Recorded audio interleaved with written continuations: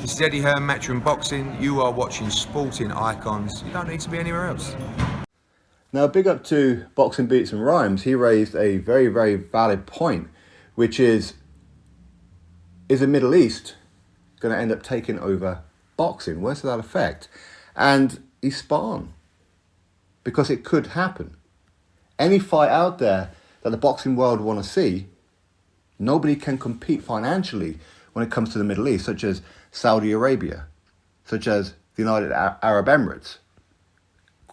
Would Qatar, would they be interested? Of course, they hosted the World Cup.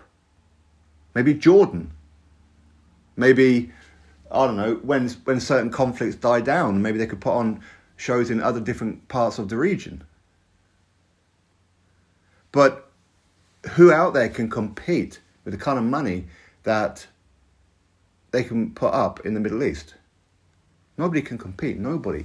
And if you're a professional boxer, they're going to want to go where the money is. They are. Remember, they're not fighting for you and me. At one time they may well have been, but at some point when they start hitting the big time, they're going to want big time money. Why fight at Wembley Stadium when you can earn 3, 4, 5 times the amount in Saudi Arabia? Now, of course, with the Fury Usyk situation, and I do have some news on that one, which I'm not going to disclose just yet, but the reason why that's not happening in Saudi Arabia, again, according to John Fury, is because of the split. Tyson Fury wants to be the A side. Usyk's happy for 50-50. So, either way, Fury's now forcing Alexander Usyk to maybe fight at Wembley for a far, far less money, because it's all about principle that he wants to be the A side. But outside of those kind of circumstances, if a fighter wants the money, who can compete with Saudi? Who can compete with Qatar? Who can compete with UAE? Nobody can compete with them. America can't compete with them. United Kingdom can't compete with them. Doesn't matter what stadiums you put them up. You can put a huge fight night at Wembley Stadium. Pales in comparison to what the Saudis would do in a 10,000-seater arena or 15,000 stadium.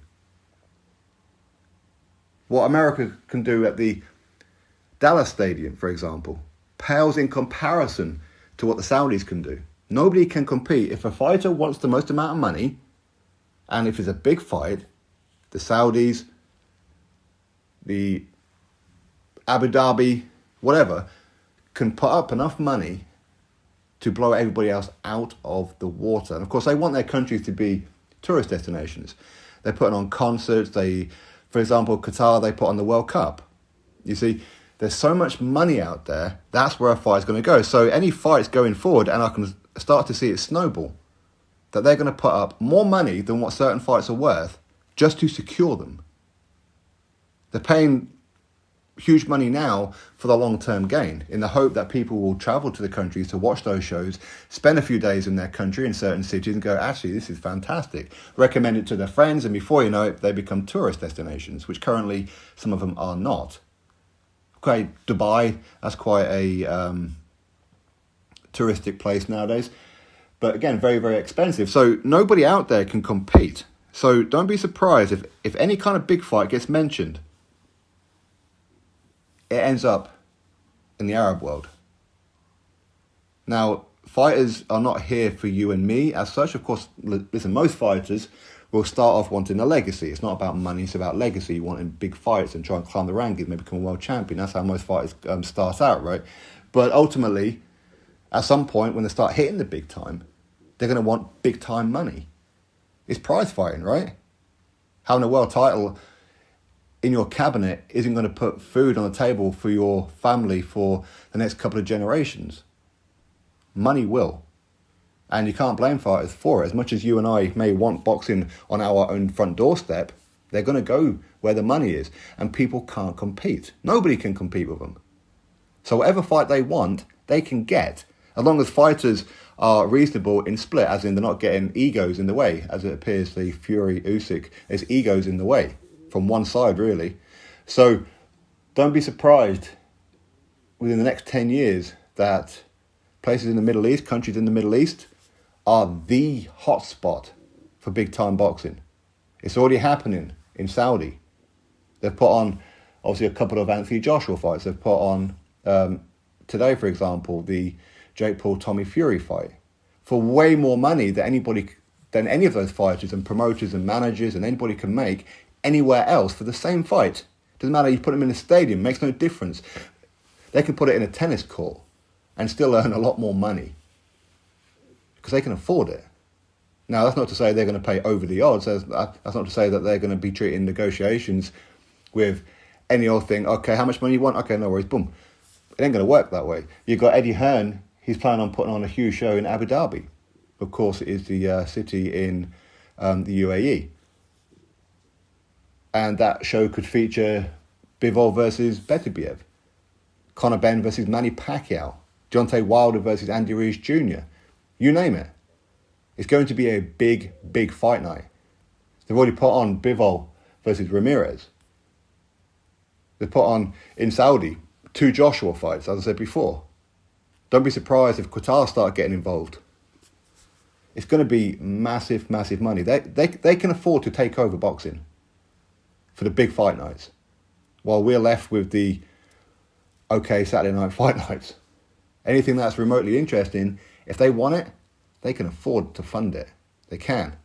And right now, if you're a promoter, you need to start making good relationships with those in the Middle East. Because you start making good negotiations with them, like Eddie Hearn has, where he's very, very trusty with a lot of the royal families and whoever else out in the Middle East. Very, very easy. For them, Eddie, we want this fight. Cool, let's get it done. Very, very simple. Yes, it's going to take over, and people may talk about the human rights violations and what may be happening, what may not be happening. However, it's irrelevant. Boxers are not politicians. Essentially, they're mercenaries, and rightfully so. Wouldn't you be? I would be. I said before, as much as I would love boxing on my own front doorstep, I'd love it to be in Newcastle week after week after week. I'll be at pretty much every show. But it's not going to happen. So if they want Errol Spence Jr. versus Terence Crawford, they could really do it. But unfortunately, Al Haymon doesn't have those kind of connections right now. But maybe with Shelly Finkel being over there in Saudi this weekend, again, Shelly Finkel, manager of Deontay Wilder, he has influence. He had the ear of the likes of people at the PBC, such as Al Haymon. He makes good connections out there in Saudi because, again, he's not out there to watch Tommy Fury versus Jake Paul. Again, he said he doesn't really know them. He doesn't really know who's going to win. He refused to answer any kind of questions. It makes me wonder why he was even doing interviews in the first place. I don't know. Maybe his UFO just dropped him off from there. I have no idea. But he's out there to make good connections. So maybe he's out there working for the PBC as well. Maybe they are going to put on Errol Spence Jr. Terence Crawford because PBC in America can't afford it for the kind of money that they want. It's too high risk. Any fights are too high risk. Going forward, any big fight nights, they're going to end up in the Middle East. As long as they want it, they're going to get it. Drop your thoughts below, click thumbs up, subscribe. Catch you next video.